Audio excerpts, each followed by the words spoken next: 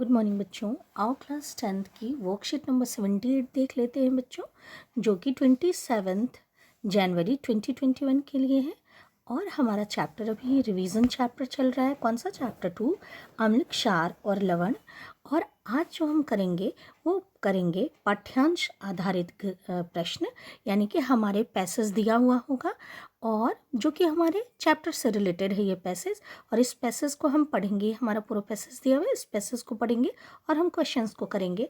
हमने इस तरीके के क्वेश्चंस डिस्कस किए हुए हैं बच्चों एग्ज़ाम पर्पस के लिए, जो कि 1 मार्क सेक्शन ए में आएंगे, 1 मार्क्स वाले होंगे, जिसमें कि आपके हर पैसेज में से 5 क्वेश्चंस दिए हुए होंगे और जिनमें से आपको किन्हीं 4 प्रश्नों के उत्तर देने होंगे। तो हम इसी को फॉलो करते हैं और हमारा ये जो गद्यांश दिया हुआ है इसको पढ़ते हैं। सामान्य तौर पर कम पीएच मृदा में भारी धातु कॉपर, मैग्नीशियम, जिंक, आयरन आदि की उपलब्धता सबसे अधिक है। कम पीएच में ये भारी धातुएं जहरीली हो सकती हैं, लेकिन मृदा को क्षारीय करना धातु की भारी उपलब्धता को कम कर सकता है। अतः जैविक ठोस यानी बायोसॉलिड्स का उपयोग कर मृदा को क्षारीय बनाया जाता है। इसमें भारी धातुएं हो सकती हैं, जबकि कुछ जैविक ठोस मृदा की क्षारीय क्षमता को भी स्थिर रखते हैं, जिसके प्रयोग से पीएच में वृद्धि होती है।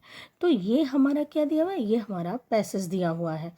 ठीक है, यहाँ कह रहा है कि जब पीएच कम होता है, हमारी मृदा यानी मिट्टी का जब पीएच कम होता है तो हो सकता है उसमें ये जो धातुएं हैं, कॉपर, मैग्नीशियम, जिंक, आयरन, ये धातुएं उस समय क्या हो सकती हैं? हमारी मृदा में हो सकती हैं ज़्यादा।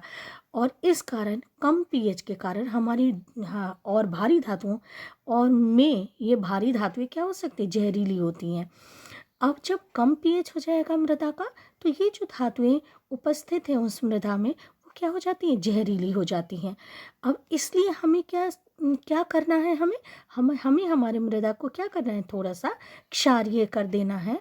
और लेकिन जब हम मृदा को क्षारीय करेंगे तो ये जो भारी धातु हैं, उन धातुओं की उपलब्धता, ये धातु जो हैं, ये जो धातु आपके दिए हुए हैं, वो क्या होंगे? मृदा से कम हो सकते हैं। अब मृदा को क्षारीय करने के लिए क्या करते हैं? बायोसॉलिड्स का उपयोग करते हैं, जैविक ठोस का, जैसे कि गोबर का उपयोग किया जा सकता है। क्यों? क्योंकि ये कार्बनिक पदार्थ होते हैं और हमने जाना है कि ये इसको मिन्योर के रूप में हम यूज़ कर सकते हैं। तो यहाँ दिया हुआ इसमें भारी धातुएं हो सकती हैं, जबकि कुछ जैविक ठोस की क्षारीय क्षमता को भी स्थिर रखते हैं। अब क्या होगा? जब हम जैविक ठोस का इस्तेमाल करेंगे तो क्या हो जाएगा? पीएच में वृद्धि हो जाएगी और हमारी मृदा की उर्वरता भी बढ़ जाएगी। ये हमारा पीएच स्केल दिया हुआ है, आप जानते हैं ये क्या है? 7 है। ये उदासीन के लिए 7 से ऊपर होगा तो क्या होगा? क्षारीय होगा। 7 से नीचे होगा तो अम्लीय होगा। ये हमारा मृदा का पीएच दिया हुआ है। ठीक है, अब हम क्वेश्चंस को करते हैं बच्चों। तो फर्स्ट क्वेश्चन हमारा दिया हुआ है, दिखाए गए चित्र के आधार पर पौधे जीवित रह सकते हैं केवल। कब पौधे जीवित रह सकते हैं? तो अम्लीय मान में, पीएच परिवर्तन की संकीर्ण मान श्रेणी में, सी आप अच्छा, और बी दिया हुआ है क्षारीय मान में और डी दिया हुआ है उदासीन मृदा में। तो क्या क्या होगा? जो पौधे होते हैं उसका आंसर हो जाएगा ये सी, पीएच परिवर्तन की संकीर्ण मान श्रेणी में। बस कम पीएच के रेंज में ही, परिवर्तन में ही जो हमारे पौधे हैं वो जीवित रह सकते हैं। अधिक अम्लीय या अधिक क्षारीय में पौधे जीवित नहीं रह पाते हैं। सेकंड क्वेश्चन को करते हैं। यह आपका एक टेबल दिया हुआ है, जैसे कि जौ है तो जौ अच्छे से ग्रो करेगा, अच्छे से उगेगा कब? जब पीएच होगा 6.3 से 6.5 के बीच में। मक्के का दिया हुआ है 5.8 से 6.2 के बीच में। जई आपके दिया हुआ है 5.8 से 6.2 के बीच में, वो सही से ग्रो कर पाएगा, सही से पौधे उग पाएंगे। सोयाबीन है वो है 6.6 से 7 और गेहूं आपके दिया हुआ है 6.3 से 6.5। अब क्वेश्चंस को देखते हैं। क्वेश्चन क्या दिया हुआ है इसमें? गेहूं के लिए प्रेक्षित पीएच परास है क्या है? गेहूं के लिए प्रेक्षित परास क्या? अत्यधिक अम्लीय, कम अम्लीय, सी दिया हुआ अत्यधिक क्षारीय और कम क्षारीय। अब हम गेहूं को देखेंगे बच्चों, तो ये क्या है? इसका जो भी पीएच हुआ किससे? 7 से कम है। अब 7 से कम है तो वो क्या है? अम्लीय है। लेकिन 7 के पास ही 1, 2 तो है नहीं। आपको बताया है कि जितना कम पीएच हुआ उतना अधिक अम्लीय। तो ये बहुत कम पीएच तो नहीं है, अम्लीय तो है लेकिन बहुत कम पीएच तो नहीं है। तो इसीलिए आंसर क्या हो जाएगा? बी, कम अम्लीय। ठीक है, थर्ड क्वेश्चन को देखते हैं। थर्ड क्वेश्चन को देखते हैं। लोहा, तांबा, जिंक, मैग्नीशियम जैसे पोषक तत्व मिट्टी में अधिकतम उपलब्ध हैं। अभी हमने देखा था कि ये कब उपलब्ध हैं, ये सब हमारे तब उपलब्ध हैं जबकि हमारा क्या है, यहाँ देखो पीएच क्या है, बहुत कम है, तब उपलब्ध है।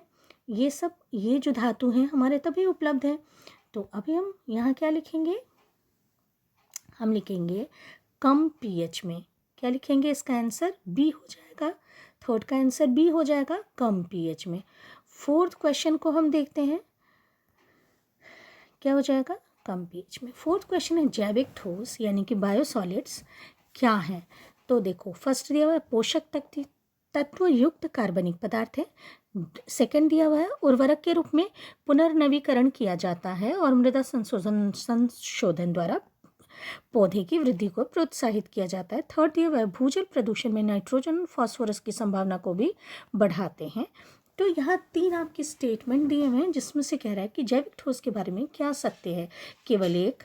बी दिया हुआ है कि एक और दो दोनों। सी दिया हुआ है केवल थर्ड वाला, और डी दिया हुआ है 1 2 3 तीनों ही सही है। तो हमारा क्या हो जाएगा, हमारा आंसर हो जाएगा ये वाला 1 और 2 दोनों, ये दोनों सही हैं क्योंकि जो बायोसॉलिड्स होते हैं वो कार्बनिक पदार्थ होते हैं और ये क्या होते हैं, उर्वरक के रूप में यानी मैन्योर के रूप में आपको बताया था। तो बायो फर्टिलाइज़र जिसको कहते हैं उसके रूप में ये इस्तेमाल किया जाता है और ये करता क्या है, मृदा को संशोधित करके उसके अम्लीय जो प्रकृति है उसको कम करके और पौधे की वृद्धि को क्या करता है, ये प्रोत्साहित करता है। इसीलिए हमारा आंसर बी ट्रू हो जाएगा, सही हो जाएगा, 1 और 2 दोनों। फिफ्थ क्वेश्चन को देखते हैं। मृदा डैश हो जाती है जब उसका पीएच अपेक्षित मान से अधिक अम्लीय हो जाता है। क्या हो जाती है मृदा, तो मृदा हो जाती है विषाक्त, जहरीली हो जाती है जब उसका पीएच क्या होता है, बहुत कम हो जाता है, यानी बहुत ज़्यादा वो अम्लीय, अगर अधिक अम्लीय हो जाए तो क्या हो जाएगा, विषाक्त हो जाएगा। ठीक है।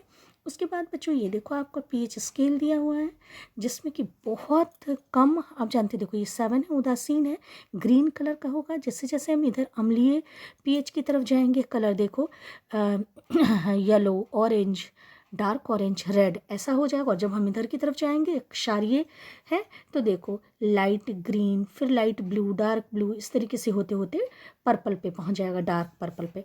तो ये आपका पीएच स्केल है जिससे कि हम जान सकते हैं कि कोई पदार्थ अगर अम्लीय है तो कितना अम्लीय है, या क्षारीय है तो क्या प्रबल क्षारीय है या दुर्बल क्षारीय है या फिर अम्लीय है, तो प्रबल अम्लीय है या दुर्बल अम्लीय है, ये हम पीएच स्केल से जान पाते हैं। तो ये आपका यूनिवर्सल इंडिकेटर है। ठीक है। तो इस तरीके से बच्चों आपकी वर्कशीट आज की खत्म होती है।